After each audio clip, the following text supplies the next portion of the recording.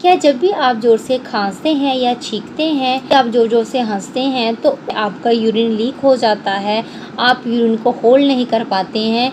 क्या आप भी इस प्रॉब्लम से सफ़र कर रहे हैं? नमस्कार, मैं हूँ आपके साथ शैली। मेरे चैनल फार्मा सर्कल पे आपका बहुत वेलकम है। आज हम बात करेंगे यूरिन लीकेज के बारे में, पेशाब को होल्ड ना कर पाने के बारे में, जिसे मेडिकल टर्म में यूरिन इनकॉन्टिनेंस भी बोला जाता है।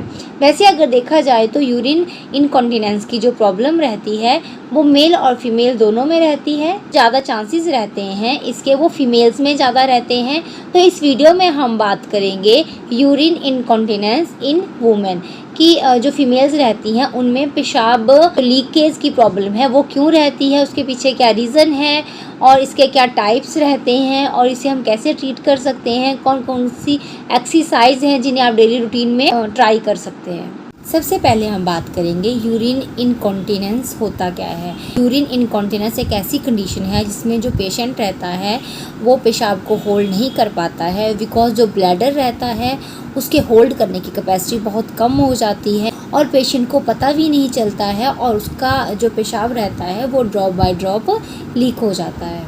नेक्स्ट हम बात करेंगे यूरिन इनकॉन्टिनेंस के टाइप्स के बारे में।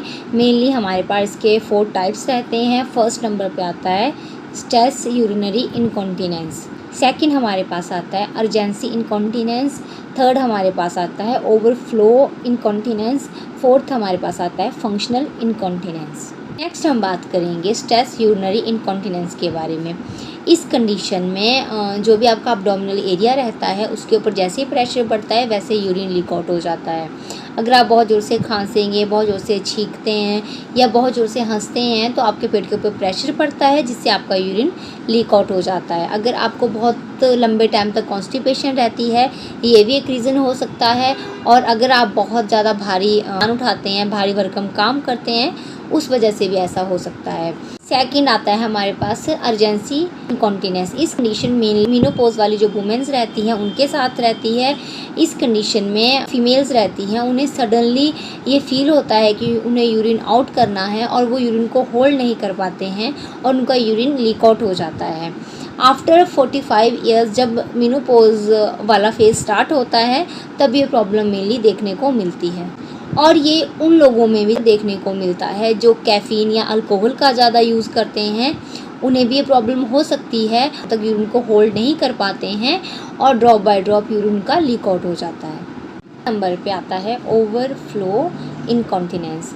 इसमें आपको जो यूरिन की फ्रीक्वेंसी रहती है वो इंक्रीज़ हो जाती है और आपको बार बार फीलिंग आती है कि आपको यूरिन आउट करना है, आपका जो ब्लैडर है उसे होल्ड नहीं कर पाता है और आपका drop by drop urine leak out हो जाता है। फोर्थ नंबर पे हम बात करेंगे फंक्शनल इनकॉन्टिनेंस के बारे में। इस कंडीशन में भी आपका यूरिन जो है वो लीक आउट होता है बिकॉज जो आपके पेल्विक मसल्स हैं वो वीक हो जाएंगे या फिर आपको कोई न्यूरोलॉजिकल डिजीज़ हो जाती है, उसकी वजह से भी ये प्रॉब्लम हो जाती है। अब बात करेंगे रिस्क फैक्टर के बारे में कि किन किन महिलाओं को ये प्रॉब्लम रह सकती है फ्यूचर में। अगर आपकी वेजाइनल डिलीवरी है और मल्टीपल डिलीवरी हैं तो उस कंडीशन में भी आपको ये प्रॉब्लम हो सकती है फ्यूचर में। अगर आप अबव 45 ईयर हैं, आपका मीनोपॉज स्टार्ट हो चुका है तो उस कंडीशन में भी ये प्रॉब्लम रहती है। अगर आपका वेट ज़्यादा है, आपको पीसीओडी है, आपको डायबिटीज़ है तो उस वजह से भी आपको ये प्रॉब्लम रह सकती है। अगर आप अल्कोहल कंज्यूम करते हैं, आप कैफ़ीन लेते हैं, आप स्मोकिंग करते हैं, ये भी एक बहुत बड़ा रीज़न है। सबसे पहले हमारे लिए ये बात समझना बहुत ज़रूरी है कि जो यूरिन लीकेज की प्रॉब्लम है वो क्यों होती है, उसके पीछे क्या रीज़न है। जो भी आपका पेल्विक फ्लोर रहता है, जो उसकी मसल्स रहती हैं, जब वो वीक हो जाती हैं, यूरिन को होल्ड करने की उनकी कैपेसिटी जो है वो बहुत कम हो जाती है, आपकी मसल्स रहती हैं वो वीक हो जाती हैं, उस वजह से यूरिन जो है वो लीक आउट होता है। जो आपका ब्लैडर रहता है जब उसमें यूरिन फिलअप हो जाता है और उसके बाद जब आप ज़ोर से खांसते हैं या छींकते हैं या आपके पेट के ऊपर अब्डोमेन एरिया के ऊपर प्रेशर पड़ेगा तो यूरेथ्रा के थ्रू आपके ब्लैडर से ड्रॉप बाय ड्रॉप थोड़ा सा यूरिन लीक आउट हो जाता है। तो इसे ट्रीट करना बहुत मुश्किल नहीं है। अगर आपको ये प्रॉब्लम है तो उसे बहुत ईज़िली ट्रीट किया जा सकता है। अगर आपको स्ट्रेस यूरिनरी इनकॉन्टिनेंस है तो इस कंडीशन में आप योगा कर सकते हैं। योगा इसमें सबसे बेस्ट रहता है क्योंकि अगर आप योगा करते हैं तो उससे जो आपके पेल्विक फ्लोर रहता है उससे स्ट्रेंथ मिलती है, जो आपकी मसल्स हैं वो स्ट्रॉन्ग हो जाती हैं। करेंगे कि कब आपको जाके डॉक्टर के पास चेकअप करवाना है कि आपको यूरिन इनकॉन्टिनेंस की प्रॉब्लम हो गई है।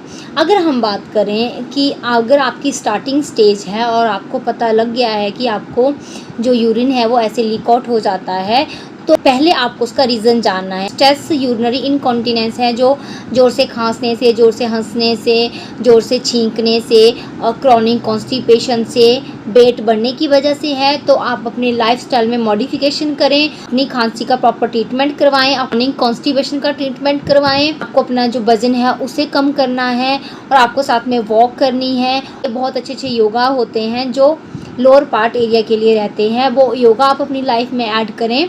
अगर आप अपनी लाइफस्टाइल में मॉडिफिकेशन करते हैं, डेली योगा करते हैं, तब आपको डॉक्टर के पास जाने की ज़रूरत नहीं रहती है।